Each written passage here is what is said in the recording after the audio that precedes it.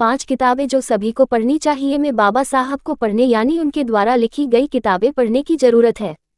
यूँ तो कोई भी व्यक्ति जितना चाहे उतना पढ़ सकता है, लेकिन वे 5 किताबें जो कम से कम बाबा साहब को समझने के लिए पढ़ी जानी चाहिए वे निम्नलिखित हैं। बाबा साहब डॉक्टर भीमराव अंबेडकर को सिंबल ऑफ नॉलेज कहा जाता है। उन्हें ये सम्मान दिया गया है क्योंकि जीवन भर वे किताबों के बीच रहे। यहीं से होकर उन्होंने भारतीय समाज में उस वर्ग को अधिकार दिलवाए जिनके पास ज्ञान की पहुंच नहीं थी।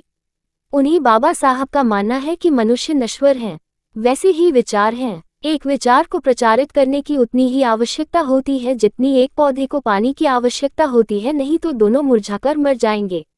बाबा साहब पर भी यह कथन लागू होता है कि उन्हें प्रासंगिक बनाए रखने के लिए हमें उनके विचारों को जानने के साथ साथ उन्हें प्रसारित करने की जरूरत है।